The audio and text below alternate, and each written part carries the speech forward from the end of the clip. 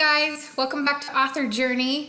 I've had many of you emailing me, asking me the best way to go about finding a great book title. And then I had a very good friend of mine tell me that I really needed to make a video about this. So, you know, I don't need to be pushed too much when it comes to making videos or helping people out. I'm super excited to do that. So what we're going to focus on right now is how to title your book, the best way to go about doing it, and also a way to optimize it so that it's easier for people to find you, which is the whole goal, more eyes on your book. So let's just, let's get right into it and let's talk about different ways that you can go about this. And we're also going to cover nonfiction too. Fiction, nonfiction, we're going to look at both ways to get some good titles for you. So when it comes to fiction or nonfiction, you can look for titles that are the most searched on Amazon, and then you can see how to put a spin on them, okay? So, and I'm gonna give you some examples. We're gonna go on Amazon. I love to surf Amazon. It's a great way to do research. I always recommend people do this. So we're gonna go on there and take a look at how some people have done this very well. But mainly if you can find titles that have become very popular, books that have become very popular, and if you can find a way to kind of tweak those titles just a little bit, maybe if you're doing a little spoof off of them, something funny, or if the book is very relevant to that idea, like a nonfiction book, but you can put a little spin on it so that when people search for that book, your book also comes up. It's almost tied to it in a way. That's a smart way to go about doing things. I've never really ever done that with any of my books, mainly because my books have just been so different in the sense that I always had a clear idea of what I wanted when it came to a title. For some reason, titles have never been too difficult for me. Of course, I'm still writing, so there's always a first for everything when it comes to that. So I may need to refer back to this if I ever get stumped. So you can research keywords and categories that you can use for your title or your subtitle. This is really important because when you're creating a page on Amazon for your book, Amazon is a huge search engine, and people are going to Amazon to buy something. That's the whole reason they're going. And people who are readers, they're going there to buy a book. So you're basically putting your book on a platform where people are ready to throw out some money, where people are looking to buy things, and also where people are searching for things. And that means that your page is considered real estate in a way. I mean, maybe not yours, but it's really important that people be able to find it. And so that page needs to be optimized so that any keywords or categories that are relevant to your genre that are going to help people find your page can be inserted in there. And I've seen people do this very cleverly with their title and their subtitle. And then I've just seen some people who are like, I don't care what this looks like. I'm going to insert this, keyword into the subtitle or title and make it work, and it helps their sales. So however you want to do it, we'll look at some other examples of that as well. Also, you can take the main theme of the book and turn it into a catchphrase. So the Hunger Games, that's essentially what the book was about. It was about the Hunger Games. And nobody can deny that title is something that everyone knows. Even if they haven't read the book or seen the movies, they still know what that is. So they know what that reference is from. You can be very to the point with your title. Just take that main theme of the book and maybe just write it out as the title and then monk with it and see what you can do with it. That's always an idea. So you can also research popular keywords and categories before you even write your book to decide the title and theme. So I've talked about this before. When writing to market, I have found that many authors who are interested in the the monetization of the business, who are interested in not just writing to write because they have a story, because I'm sure they do, but they want to make sure before they even write that whatever it is they write is going to sell. And so what they do is they go in and they research keywords, they research categories, they research themes, they research different genres, and they figure out what is selling before they even decide what they're going to write. And they come up with a title and a plot through that process so that their book is sure to stick and to sell. A couple of writers and authors who are very good with this are, I'm trying to remember his name. I'm pretty sure it's Dave Murphy. And I may have just skewered his name, and I apologize for that. I will put a link to his YouTube channel in the description, because he's very good at writing to market, and he's very good at indie promoting and coming up with titles and things like that. So he's another person you should definitely subscribe to and follow. So I'll put a link in there. I always try to put resources in the description under the YouTube video, so that you guys have places to go where you can find more valuable information. So we're gonna get out of this little PowerPoint presentation real quick. And I want to pull up this. This is the first option that we talked about, which is finding titles that are popular and putting a spin on them. A Shade of Vampire is really quite brilliant. This series has sold like crazy. I have only read the first book, and it was a long time ago, and then I got sidetracked. So I can't remember much about it, but I do know that it didn't originally have this cover. It was a little different, and so now it looks far more professional, probably because she's got a better budget now with all the books she's been selling. But A Shade of Vampire, it's brilliant because obviously vampire is going to be a keyword for anybody. It's a very well used keyword, obviously, so that's not the only keyword you want to have in there if you do decide to use it in your title, because tons of vampire books will pop up along with yours, and you want people to see your book first. But what's really good about this is that A Shade of Vampire kind of alludes to 50 Shades of Grey. And I don't know if the author actually tried this, because I do know that the place where this takes place is called The Shade. I'm pretty sure it's some place where vampires kidnap people and take them to the shade. But in my opinion, it worked out really, really well, because it's almost like a keyword unto itself. So it kind of mimics just a tiny bit 50 Shades of Grey, and it also has the keyword vampire in it. So that was smart. That worked out well.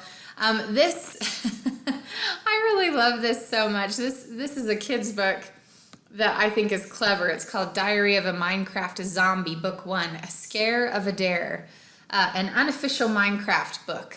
So that's quite a bit for the title and subtitle.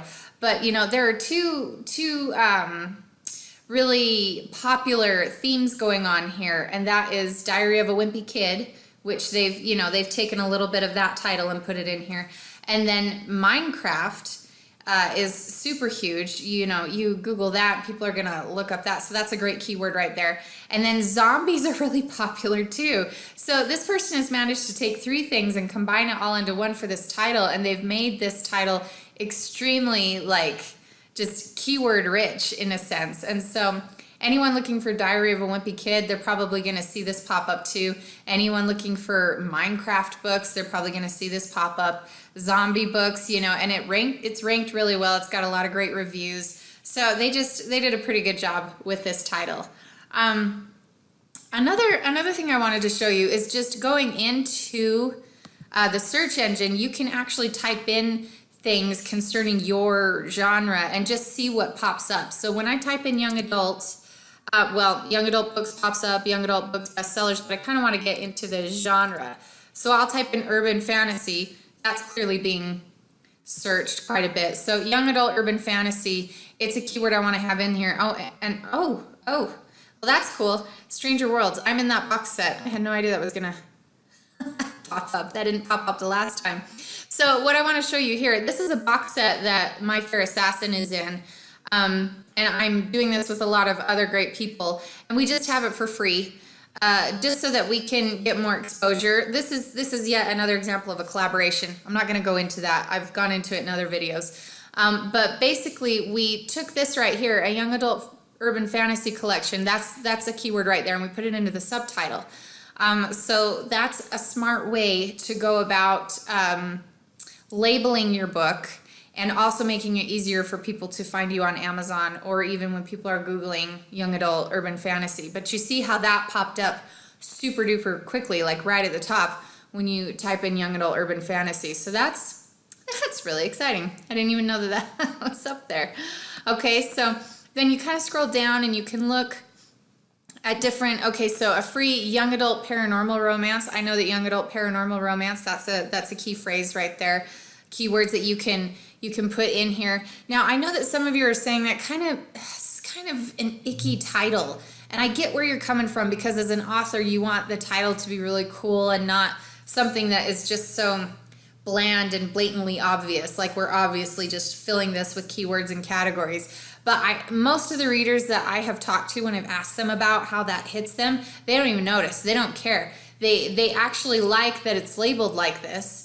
The young adult paranormal romance, the Nexus Angel series, they like all of that information because it makes it easier for them to find those books. And if there are several books in a series, when they're labeled like this, the Nexus Angel series, that's a keyword unto itself once that book becomes popular.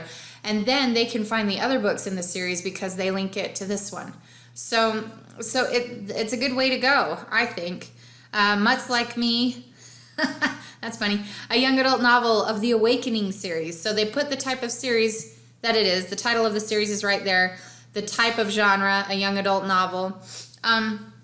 I might have considered adding a little bit more with the keywords, but I mean, this book is on the first page, so, that's awesome sauce right there. So you can see with urban fantasy, teen urban fantasy, that's smart. That's a keyword right there. So these are ways that you can really help with the SEO, really optimizing your title and your subtitle. And I think that's a smarter way to go when trying to title your book. And this is just one more example of that. The new adult paranormal romance, Riverpack Wolves. So wolves is a keyword. They've put Jackson's name right here. I'm assuming because this is Jackson's romance, so he gets to be named after the book, and it's book 1. So that's nice. And, got the romance in there, new adult paranormal romance. And this book seems to be doing very well. So Riverpack Wolves 3, they've got the series right in there. So that's a great way to go about doing it. Now let's look at a nonfiction book. This book has done extremely well when it comes to loading their title with keywords. And when it comes to nonfiction, you really can do that. When it comes to nonfiction, you really can just look up a search term and whatever one is popular, just make that your title. Because you want people to be able to find the books that they're looking for, because usually with nonfiction, people are trying to solve a problem. And so if you can put in here how to solve that problem, that's going to be helpful. So depression, that's a key word. Everybody's dealing with it. Your how-to book to help overcome depression. Great, because that's what most people are looking for. How to overcome depression, okay? How to overcome anxiety, how to overcome stress, PTSD, and panic attacks. So, this is just loaded with keywords. Self-improvement, positive living, confidence, and relief. Really great. And I know that it's just a lot, but what from like a creative standpoint and, making it aesthetically pleasing and catchy and yada, yada, yada, from an author's point of view, it may seem tacky. But from a reader's point of view, when they're trying to find something that's going to address their issues when it comes to nonfiction, I love this, because if I'm suffering from depression, which I have in the past, I would want to know how to overcome depression, how to overcome anxiety. I want to know what this book covers. And right in this title right here, it tells me exactly what it covers. And then it even goes on to talk about that in the blurb. And we'll get to blurbs later and how to, categorize and really fill your blurb with keyword-rich content. But for starters, this is just a great book, and the cover's great too. So that, when it comes to nonfiction books, you really should find the best keywords for the issue that you're addressing and then plug it in as the title. When I checked the sales rank for this, it was under 20,000 earlier today. That's good. That's real good. So those keywords are helping. I'm sure other things are helping, but that is too. So check this out. It's a good book. That's a good read right there. Okay, I did this because I was like, okay, what's another, nonfiction book that we could look at? And I have actually heard about all of these books being written for guys or for girls to give them confidence when it comes to asking people out. So I just typed in how to ask a girl out. In fact, I'm going to erase this a little bit just so you can see how to ask a girl out. Okay, so, I didn't even put anything else in. It was just how to ask, it could have been anything, a question, but clearly tons of people are searching for this. How to ask a girl out. So this whole dating scene is huge. That's something you could write about. How to ask a girl out. And then it's right here in the title. See? 26 ways, and that's very specific. 26 ways to how to ask a girl out, and it's labeled book 19, which means there's tons of books in this series because tons of people have a really hard time talking to girls. I get it. I have a really hard time talking to guys, or I did before I got married, so I definitely probably would have been the type of person to go searching for this type of problem to be solved had I known that people were actually writing books about it. I didn't know. I had no idea until I started publishing my own books. So that's really cool, How to Ask a Girl Out. Let's just go back and see what other titles. Okay, so How to Ask a Girl Out, Know the Right Way and the Wrong Way, Dating Series, Book 8. Good title. Good title for a nonfiction book. How to Ask a Girl Out, Proven Ways on How to Get a Girlfriend. That's another key word, key phrase right there. Proven ways on how to get a girlfriend, or just how to get a girlfriend, because plenty of people are searching for that. You know, how to get a date. Ooh, they put that in there. How to get a girlfriend and how to get a date. Yeah, they just filled that right up there. So smart. How to Ask a Girl Out, the perfect step-by-step guide to help real men ask out the girl of their dreams. I have to wonder if people are typing in how do real men ask girls out as if they need to clarify that they are real men when they search for this. That's funny. Okay, so just more examples. That's so cool.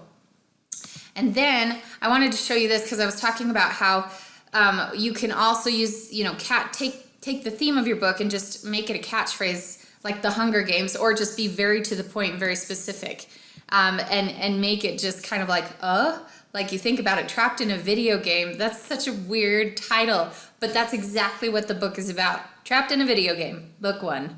It just sums it up really nice, and this cracks me up right here. So that's a great cover, and it's a great title, and that's another way that you can just consider the theme of your book and say, what is my book about? Well, my book is about this. And then if you just say it out loud and then maybe write it down, you could possibly shorten it and just make it, you know, short, sweet, succinct, right to the point, and that could be your title. So, you know, that's one way to do it. Now, we talked about writing to market. We talked about, you know, just thinking of a title and thinking of a book and making sure that it's actually going to be something that sticks and is something that you should be, I guess, wasting your time on or using your time for writing. And one way to research that is by using this really cool thing called Kindle Spy right here. Some of you may have known what that is. This is a cool little, you know, add-on right here, a little plugin, little browser plugin that you can do. KD Spy is fun because what it does is it lets you know. See, it gives you information about this. I might actually need to go back out here, or maybe just go to a category. Yeah, here we go. Okay, so I'm in the science fiction category right here. Hunger Games is still kicking it, man. Okay, you click on KD Spy, and what it's going to give you is it's going to give you a list of books and how they're ranked within this science fiction subgenre, this fantasy and scary stories, it looks like, science fiction subgenre. And not only is it going to give you information about each book, such as the price, I'm pretty sure that's all paperbacks, or actually it could be ebooks actually.